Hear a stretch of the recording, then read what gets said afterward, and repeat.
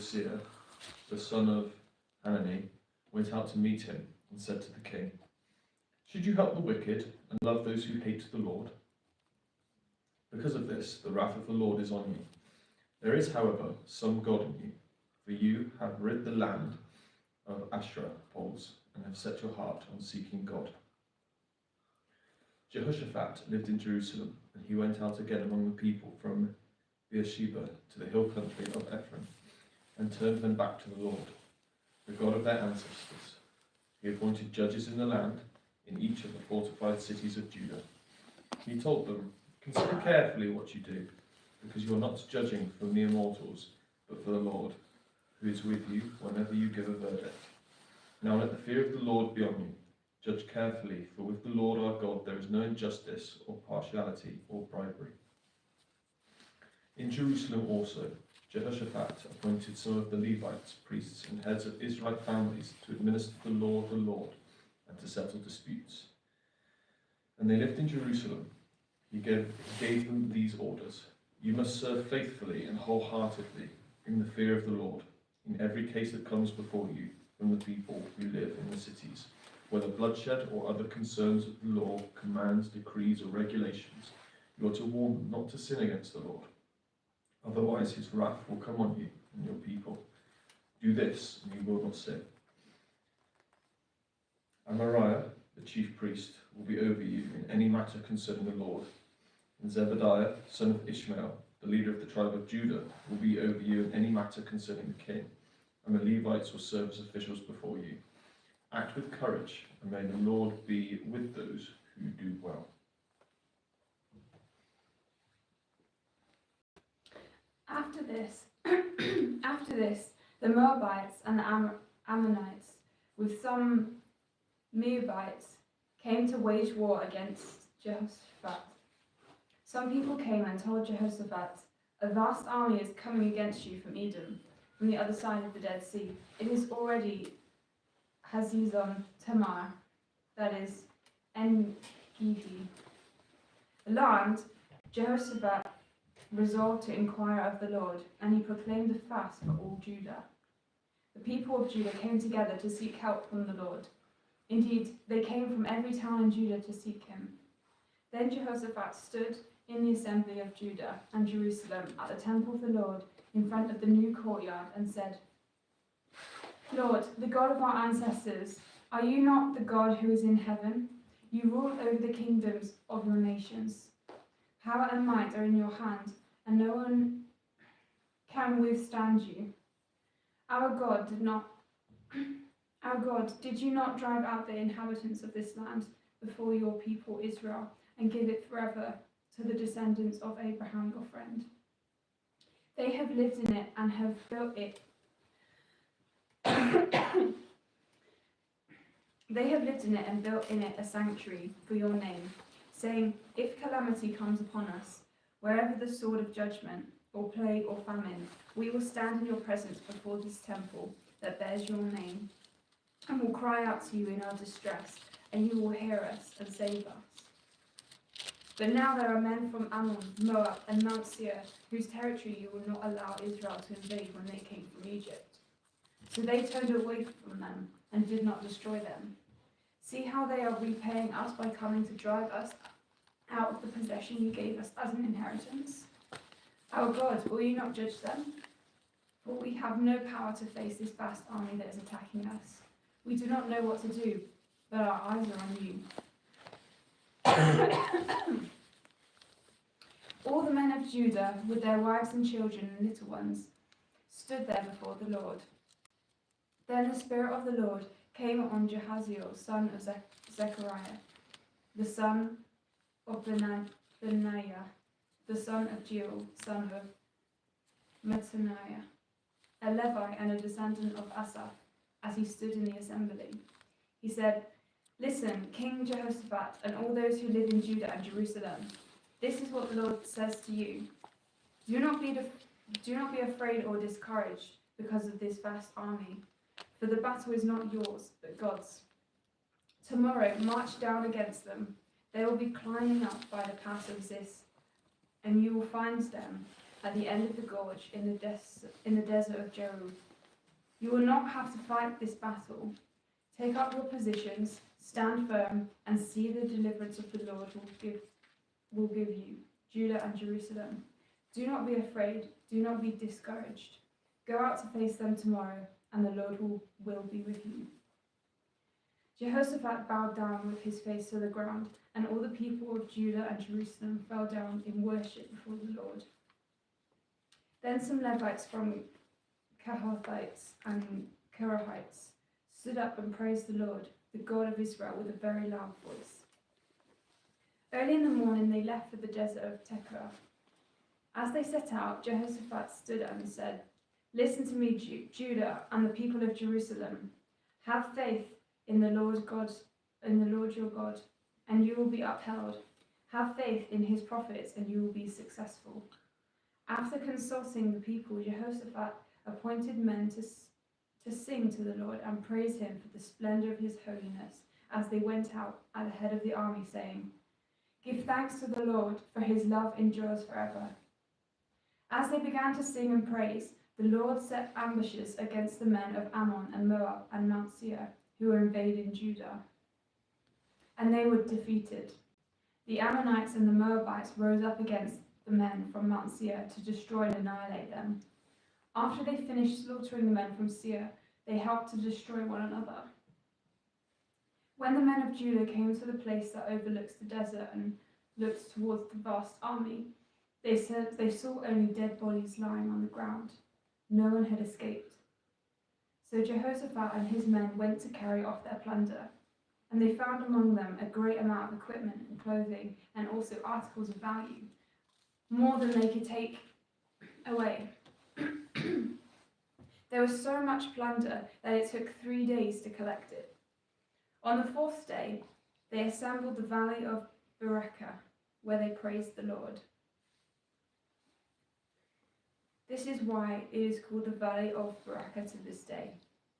Then, led by Jehoshaphat, all the men of Judah and Jerusalem returned joyfully to Jerusalem, for the Lord had given them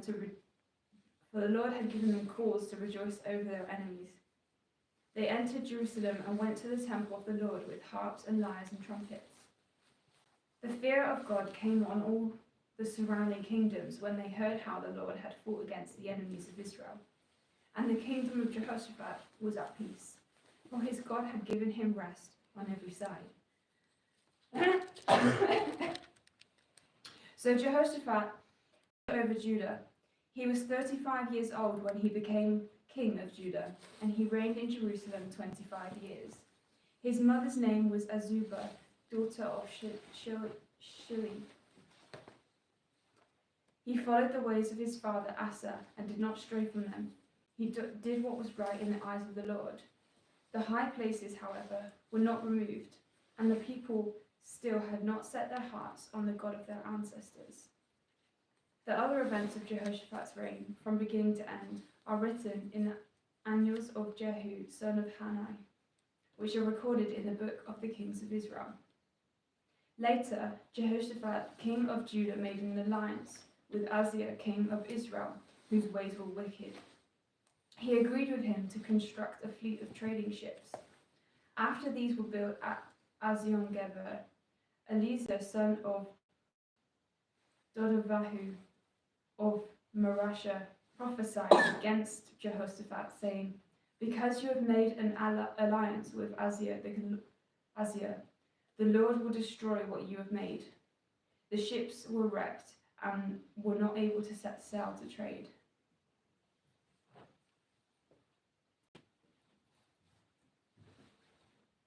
Then Jehoshaphat rested with his ancestors and was buried with them in the city of David. And Jehoram, his son, succeeded him as king.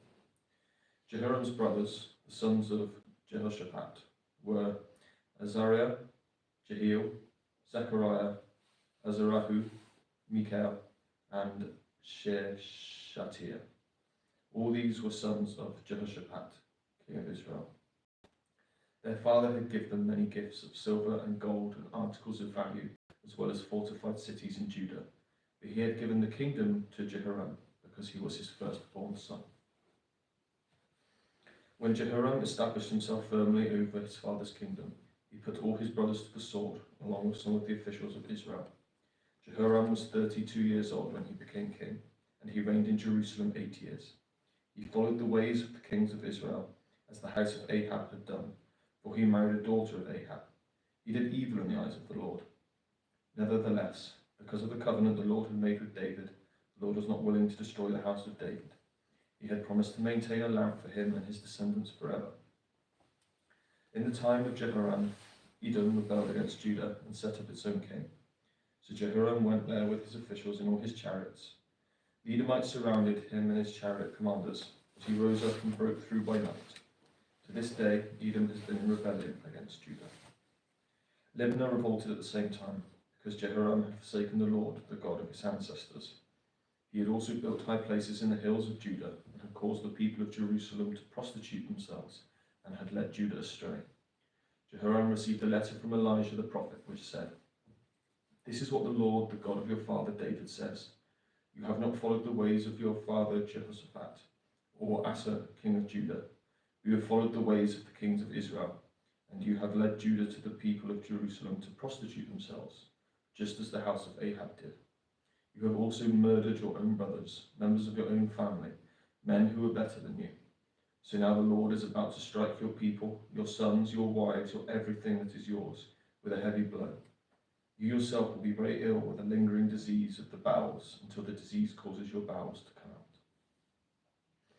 The Lord aroused against Jehoram the hostility of the Philistines and the Arabs who lived near the Cushites.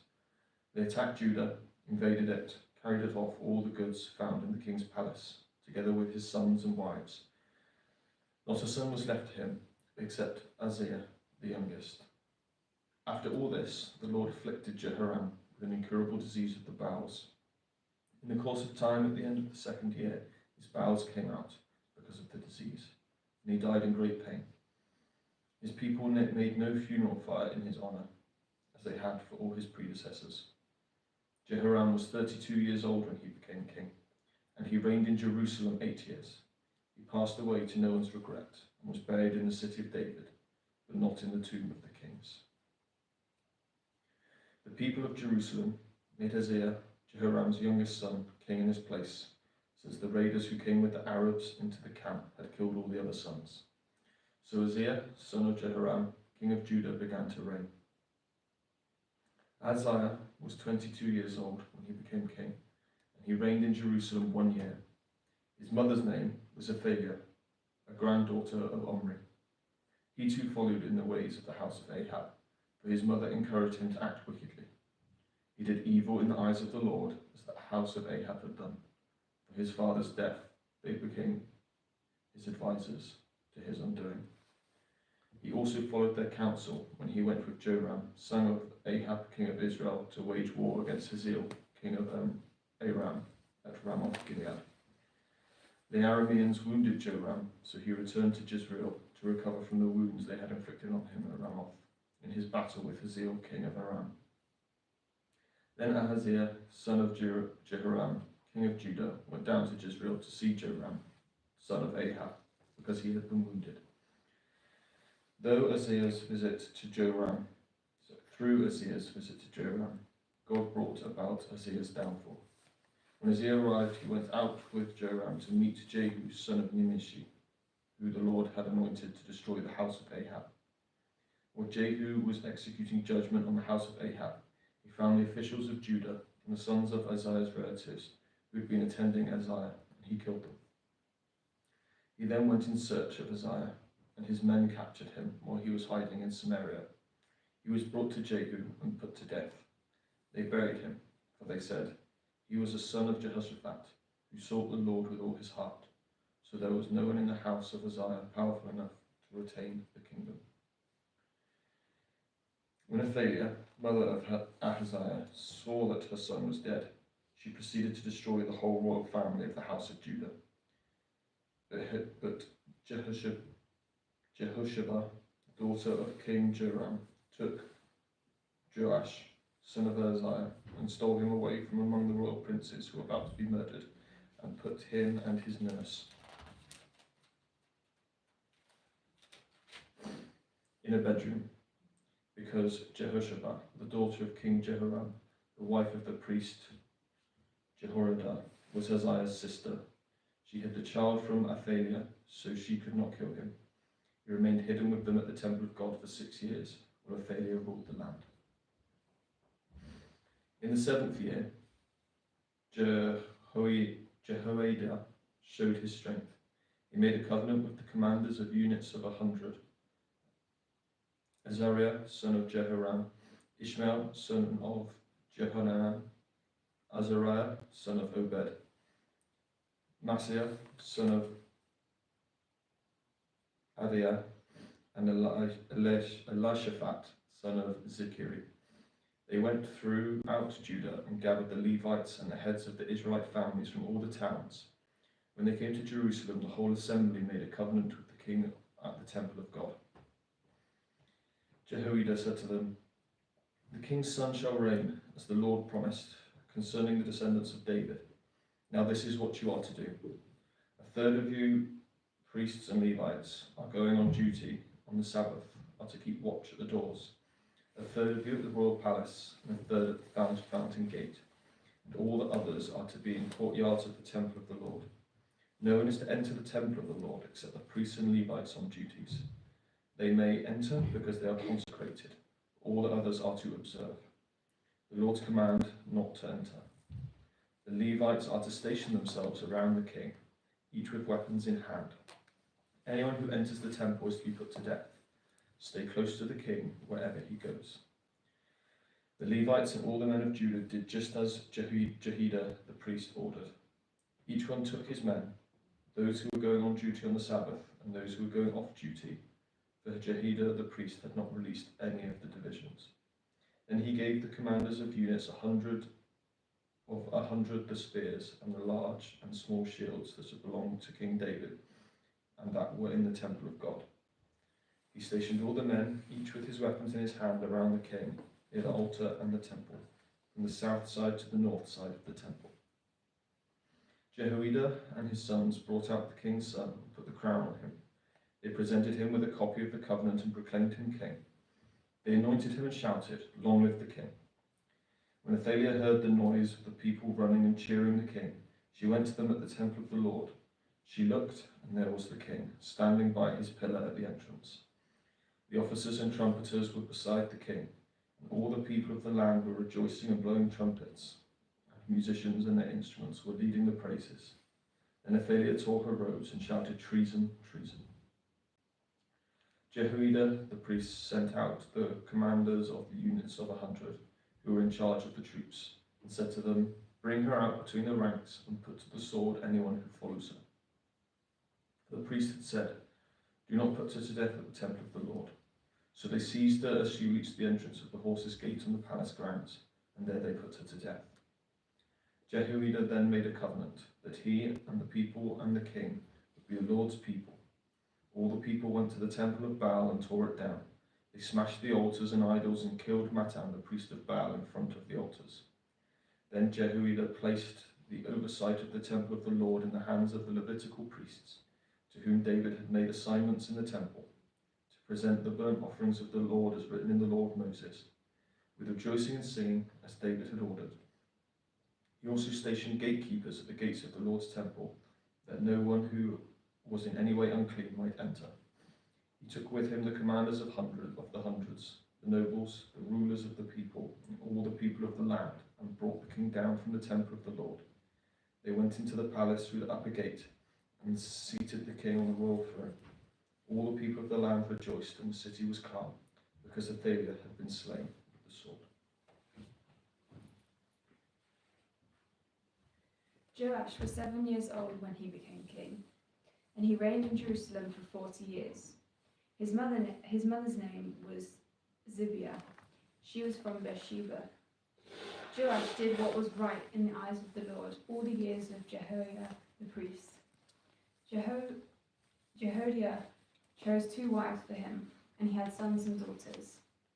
Sometime later, Joash decided to restore the temples of the Lord.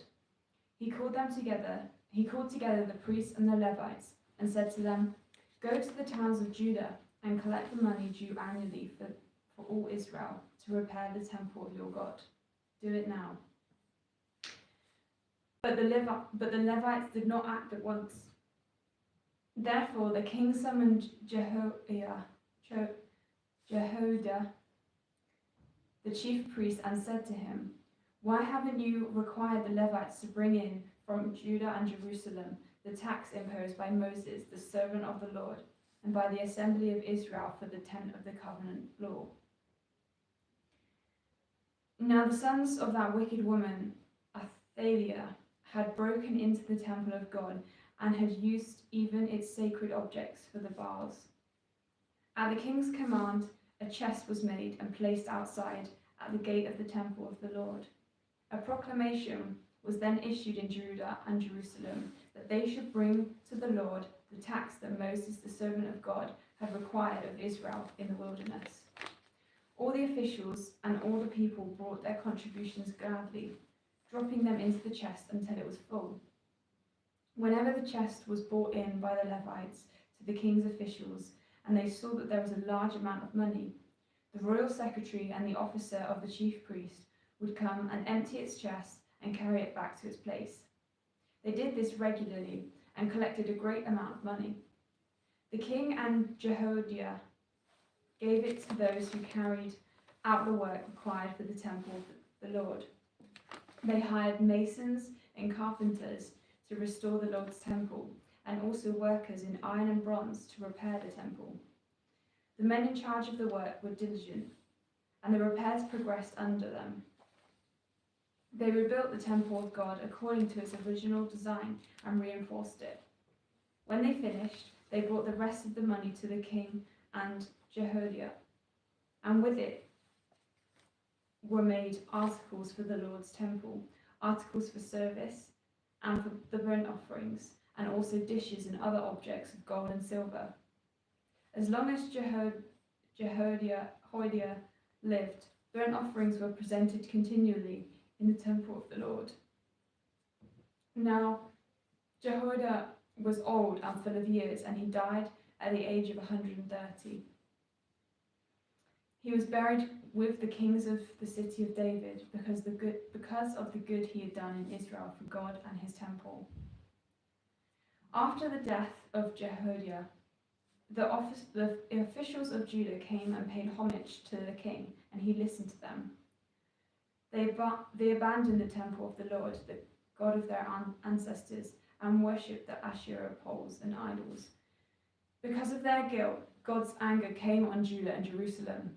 Although the Lord sent prophets to the people to bring them back to him, and though they testified against them, they wouldn't listen.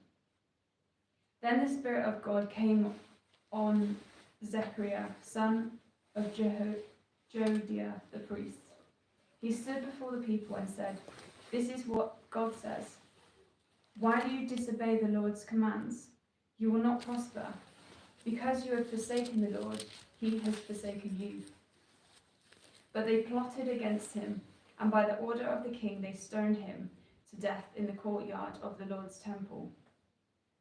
King Joash did not remember the kindness of Zechariah's father, Jehoiada, and had shown him, but killed his son, who said as he lay dying, "May the Lord see this."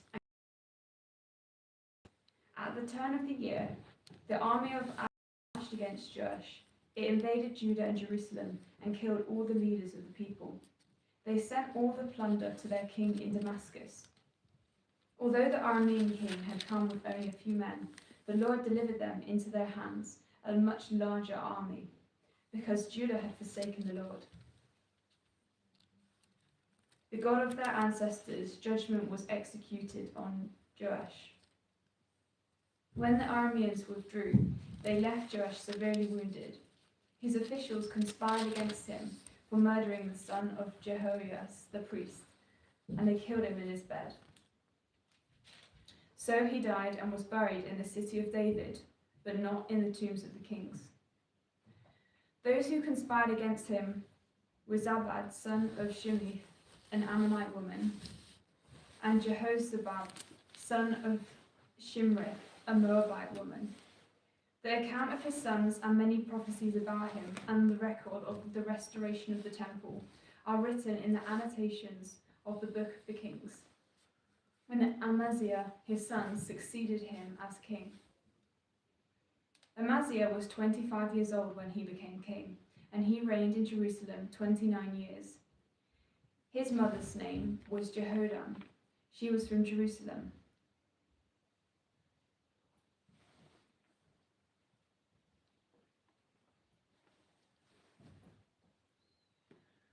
He did what was right in the eyes of the Lord, but not wholeheartedly.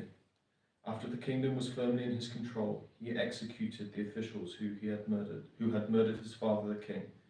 Yet he did not put their children to death, but acted in accordance with what is written in the law in the book of Moses, where the Lord commanded, "Parents shall not be put to death for their children, nor children be put to death for their parents. Each will die for their own sin." Amaziah called the people of Judah together and assigned them according to their families to commanders of thousands and commanders of hundreds for all Judah and Benjamin. He then mustered those 20-year-olds or more and found that they were 300,000 men fit for military service, able to handle the spear and shield. He also hired 100,000 fighting men from Israel for 100 talents of silver. But a man of God came to him and said, "Your Majesty, these troops from Israel must not march with you, for the Lord is not with Israel, not with any of the people of Ephraim. Even if you go and fight courageously in battle, God will overthrow you before the enemy, for God has the power to help or overthrow." Amaziah asked the man of God, "What about the 100 talents I paid for the Israelite troops?" The man of God replied, "The Lord can give you much more than that." So Amaziah dismissed the troops who had come to him from Ephraim and sent them home. They were furious with Judah and left for home in a great rage. Amaziah then marshalled his strength and led his army to the Valley of Salt, where he killed 10,000 men of Seir. The army of Judah also captured 10,000 men alive, took them to the top of the cliff, and threw them down, so all were dashed to pieces. Meanwhile, the troops of Amaziah had sent back and had not allowed to take part in the war raided towns belonging to Judah from Samaria to Beth Horon. They killed 3,000 people and carried off great quantities of plunder. When Amaziah returned from slaughtering the Edomites, he brought back the gods of the people of Seir. He set them up as his own gods, bowed down to them, and burned sacrifices to them. The anger of the Lord burned against Amaziah. He sent a prophet to him, who said, "Why you consult this people's gods, which could not save their own people from your hand?" While he was still speaking, the king said to him, "Have we appointed you an advisor to the king? Stop, why be struck down?" So the prophet stopped, but said, "I know that God has determined to destroy you, because you have done this, and have not listened to my counsel." After Amaziah, king of Judah, consulted his advisors, he sent this challenge to Jehoshaphat, son of Jehoaz, the son of Jehu, king of Israel. "Come, let us face each other in battle." But Jehoash, king of Israel, replied to Amaziah, king of Judah, "A thistle in Lebanon sent a message to a cedar in Lebanon. Give your daughter to my son in marriage." Then a wild beast in Lebanon came along and trampled the thistle underfoot. You say to yourself that you have defeated Edom, and now you are arrogant and proud, but stay at home. Why ask for trouble and cause your own downfall, and that of Judah also? Amaziah, however, would not listen, for God so worked that he might deliver them into the hands of Jehoash, because they sought the gods of Edom. So Jehoash, king of Israel, attacked, and he and Amaziah, king of Judah, faced each other at Beth Shemesh in Judah. Judah was routed by Israel, and every man fled to his home. Jehoash, king of Israel, captured Amaziah, king of Judah, the son of Joash, the son of Ahaziah, at Beth Shemesh. Then Jehoash brought him to Jerusalem and broke down the wall of Jerusalem from the Ephraim gate to the corner gate, a section about 400 cubits long. He took all the gold and silver and all the articles found in the temple of God that had been in the care of Obed-Edom, together with the palace treasures and the hostages, and returned to Samaria. Amaziah, son of Joash, king of Judah, lived for 15 years after the death of Jehoash, son of Jehoraz, king of Israel. As for the other events of Amaziah's reign, from beginning to end, are they not written in the books of the kings of Judah and Israel? From that time that Amaziah turned away from following the Lord, they conspired against him in Jerusalem, and he fled to Lachish. But they sent men after him to Lachish and killed him there. He was brought back by horse and was buried with his ancestors in the city of Judah.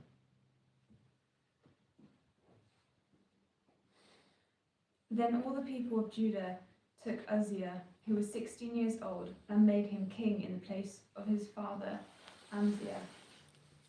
He was the one who rebuilt Elath and restored it to Judah after Amaziah rested with his ancestors. Uzziah was 16 years old when he became king, and he reigned in Jerusalem 52 years. His mother's name was Zechariah. She was from Jerusalem. He did what was right in the eyes of the Lord, just as his father Amaziah had done.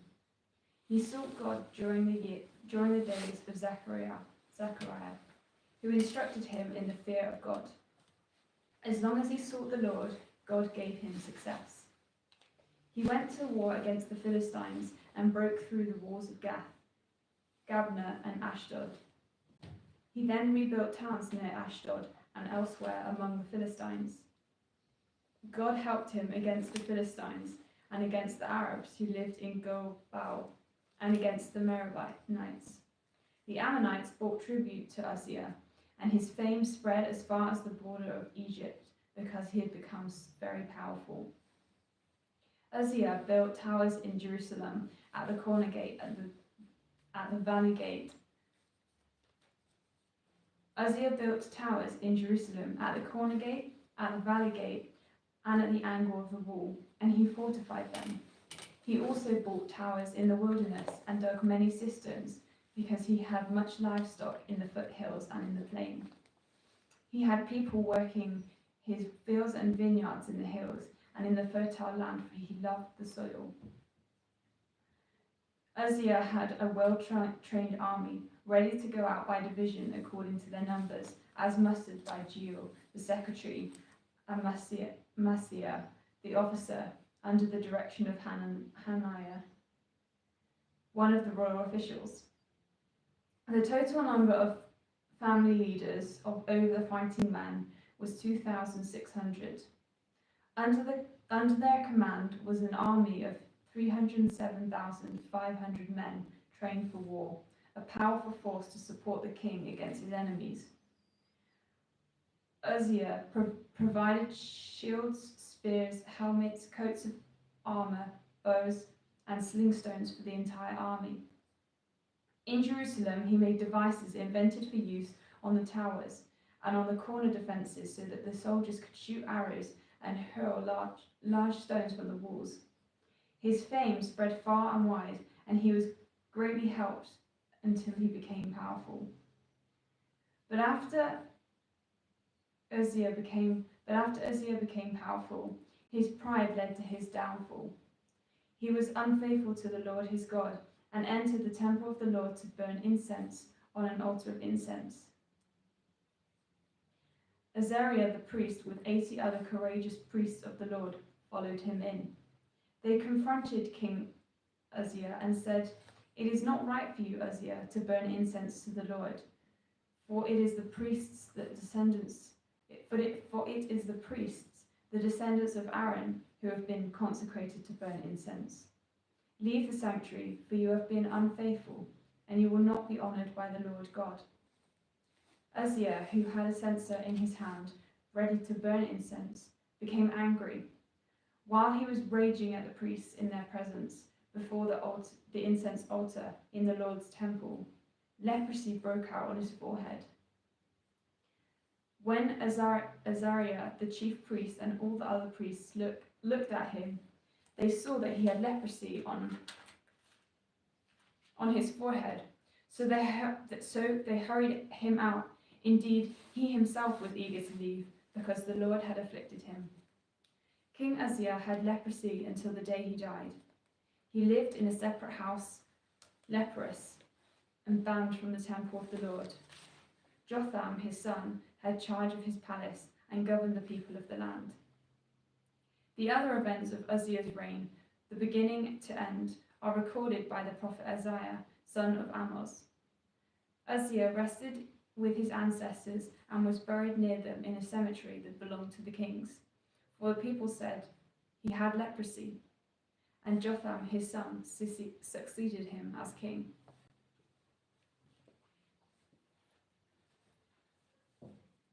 He was 25 years old when he became king, and he reigned in Jerusalem 16 years. His mother's name was Jerusha, daughter of Zadok. He did what was right in the eyes of the Lord, just as his father Uzziah had done. But unlike him, he did not enter the temple of the Lord. The people, however, continued their corrupt practices. Jotham rebuilt the upper gate of the temple of the Lord and did extensive work on the wall at the hill of Ophel. He built towns in the hill country of Judah and forts and towers in the wooded areas. Jotham waged war against the king of the Ammonites and conquered them. That year, the Ammonites paid him 100 talents of silver, 10,000 cores of wheat, and 10,000 cores of barley. The Ammonites brought him the same amount also in the second and third years. Jotham grew powerful because he walked steadfastly before the Lord his God. The other events in Jotham's reign, including all his wars and other things he did, are written in the books of the kings of Israel and Judah. He was 25 years old when he became king, and he reigned in Jerusalem 16 years. Jotham rested with his ancestors and was buried in the city of David, and Ahaz his son succeeded him as king. Ahaz was 20 years old when he became king, and he reigned in Jerusalem 16 years. Unlike David his father, he did not do what was right in the eyes of the Lord. He followed the ways of the kings of Israel, and also made idols for worshipping the Baals.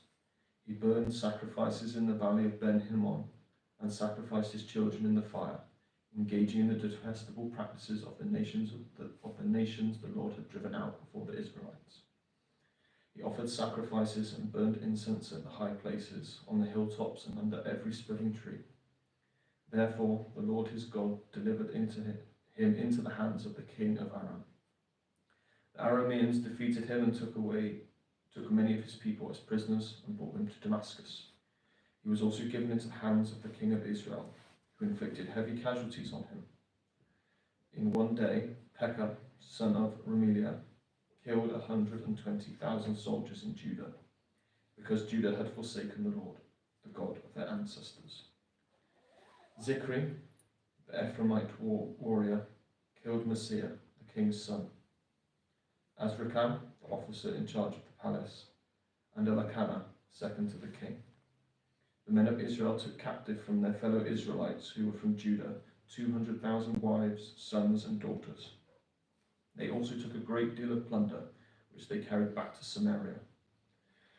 But a prophet of the Lord, named Oded, was there, and he went out to meet the army as it returned to Samaria.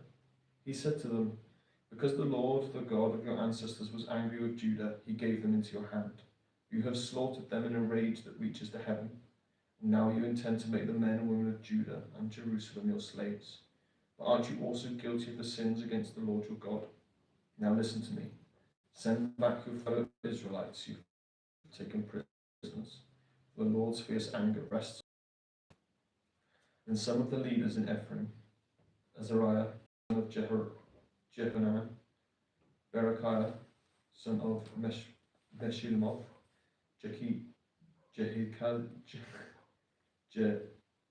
Hezekiah, son of Shallum, and Amasa, son of Hadlai, confronted those who were arriving from the war. "You must not bring these prisoners here," they said, "or we will be guilty before the Lord. Do you intend to add our sin and guilt? For our guilt is already great, and his fierce anger rests on Israel." So the soldiers gave up the prisoners and plunder in the presence of the officials and all the assembly. The men designated by name took the prisoners, and from the plunder they clothed all who were naked. They provided them with clothes and sandals, food and drink, and healing balm. All those who were weak they put on donkeys. So they took them back to their fellow Israelites at Jericho, the city of palms, and returned to Samaria. At that time, King Ahaz sent the kings of Assyria for help. The Edomites had again come and attacked Judah and carried away prisoners, while the Philistines had raided towns in the foothills and in the Negev of Judah. They captured and occupied Beth Shemesh, Ajalon, and Gederoth, as well as Soko, Timona, and Gimzah, with their surrounding villages. The Lord had humbled Judah because of Ahaz, king of Israel, for he had promoted wickedness in Judah and had been most unfaithful to the Lord. Tiglath-Pilesner, king of Assyria, came to him, but he gave him trouble instead of help. Ahaz took some of the things from the temple of the Lord, from the royal palace, and from the officials, and presented them to the king of Assyria, but that did not help him. In his time of trouble, King Ahaz became even more unfaithful to the Lord. He offered sacrifices to the gods of Damascus, who had defeated him, for he thought, since the gods of the kings of Aram have helped them, I will sacrifice to them, so they will help me. But they were his downfall, and the downfall of all Israel.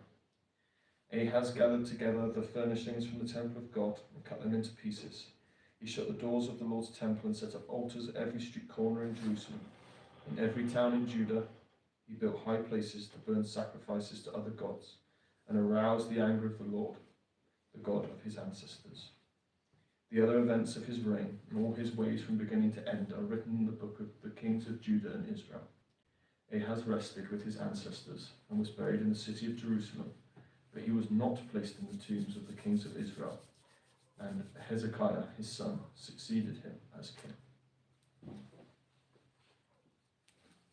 Hezekiah was 25 years old when he became king, and he reigned in Jerusalem 29 years.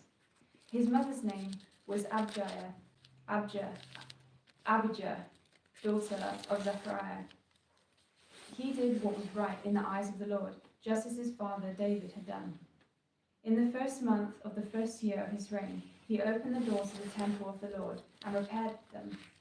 He brought in the priests and the Levites, assembled them in the square on the east side, and said, "Listen to me, Levites. Consecrate yourselves now, and consecrate the temple of the Lord, the God of your ancestors. Remove all defilement from the sanctuary. Our parents were unfaithful. They did evil in the eyes of the Lord, our God, and forsook him. They turned their faces away from the Lord's dwelling place and turned their backs on him. They also shut the doors of the portico and put out the lamps. They did not burn incense or present any burnt offerings at the sanctuary to the God of Israel. Therefore, the anger of the Lord has fallen on Judah and Jerusalem. He has made them an object of dread and horror and scorn, as you can see with your own eyes. This is why our fathers have fallen by sword, and why our sons and daughters and our wives are in captivity. Now I intend to make a covenant with the Lord, the God of Israel, so that his fierce anger will turn away from us. My sons, do not be negligent now, for the Lord has chosen you to stand before him and serve him, to minister before him and burn incense." Then these Levites set to work. From the Kohathites, Maher son of Amasai and Joel son of Azariah. From the Merites, Kish son of Abdi and Azariah son of Jehalelel. From the Gershonites, Joe son of Ziman and Eden son of Joan. From the descendants of Elizaphan, Shimri and Jeiel. From the descendants of Asaph, Zechariah and Mattaniah. From the descendants of Heman, Jehiel and Shimei.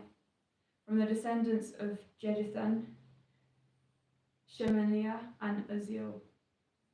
When they had assembled their fellow Levites and consecrated themselves, they went in to purify the temple of the Lord, as the king had ordered, following the word of the Lord. The priests went into the sanctuary of the Lord to purify it.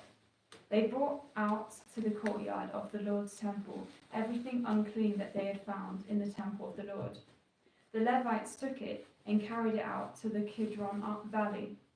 They began the consecration on the first day of the first month, and by the 8th day of the month they had reached the portico of the Lord.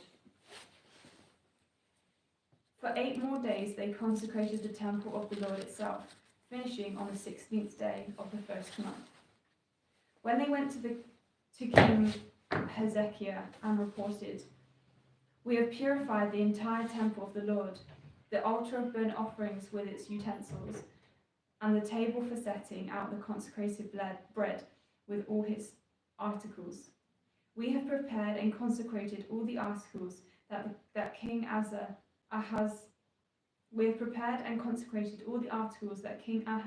removed in his unfaithfulness while he was king.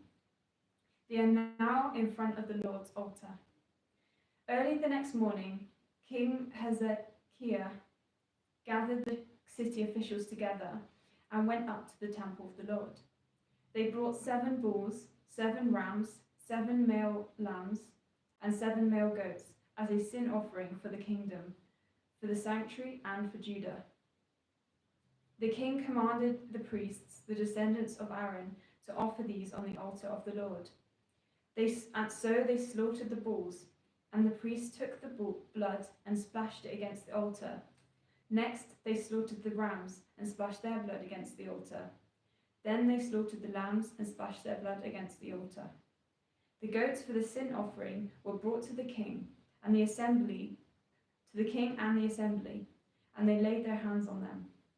The priests then slaughtered the goats and presented their blood on the altar for a sin offering to atone for all Israel, because the king had ordered the burnt offering and the sin offering for all Israel. He stationed the Levites in the temple of the Lord with cymbals, harps, and lyres, in a way prescribed by David and Gad, the king's seer, and Nathan the prophet. This was commanded by the Lord through his prophets. So the Levites stood ready with David's instruments, and the priests with their trumpets.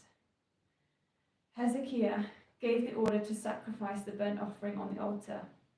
As the offering began, singing to the Lord began also, accompanied by trumpets and the instruments of David king of Israel, and the whole assembly bowed in worship, while the musicians played and the trumpets sounded.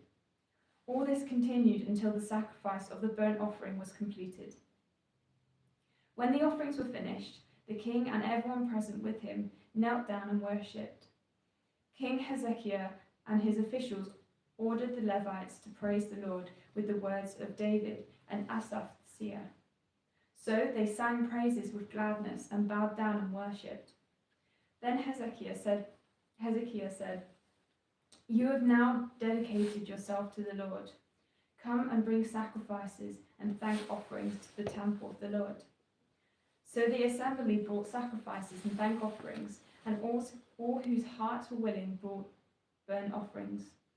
The number of burnt offerings the assembly brought was 70 bulls, 100 rams, 200 male lambs, all of them for burnt offerings to the Lord. The animals consecrated as sacrifices, amounted to 600 bulls and 3,000 sheep and goats. The priests, however, were too few to skin all the burnt offerings, so the relatives, the Levites, helped them until the task was finished, and until the priests had been consecrated. For the Levites had been more conscientious in consecrating themselves than the priests had been. There were burnt offerings in abundance, together with the fat of the fellowship offerings and the drink offerings that accompanied the burnt offerings. So the service of the temple of the Lord was re-established. Hezekiah and all the people rejoiced at what God had brought about for his people, because it was done so quickly.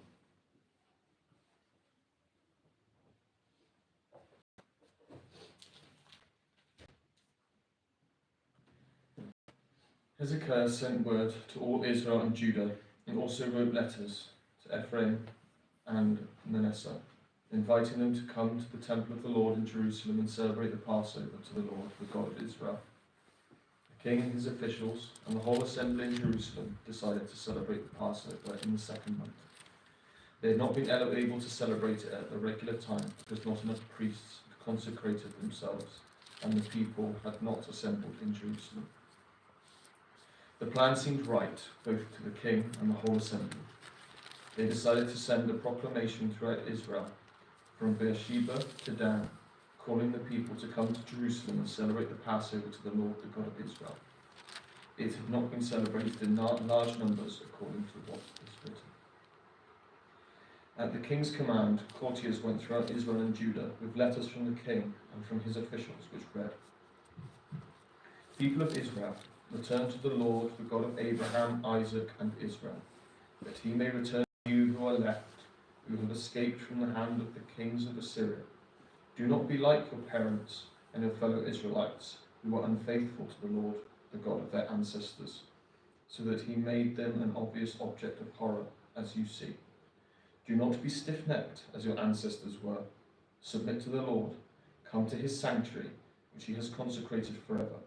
Serve the Lord your God, so that his fierce anger will turn away from you. If you return to the Lord, then your fellow Israelites and your children will be shown compassion by their captors and will return to this land.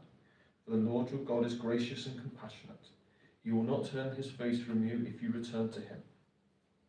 The couriers went from town to town in Ephraim and Manasseh, as far as Zebulun, but people scorned and ridiculed them. Nevertheless, some from Asher, Manasseh, and Zebulun humbled themselves and went to Jerusalem. Also in Judah, the hand of God was on the people to give them unity of mind to carry out what the king and officials had ordered, following the word of the Lord. A very large crowd of people assembled in Jerusalem to celebrate the festival of the unleavened bread in the second month.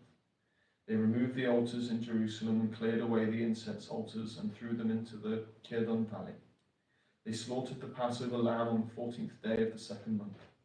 The priests and Levites were ashamed and consecrated themselves and brought burnt offerings to the temple of the Lord.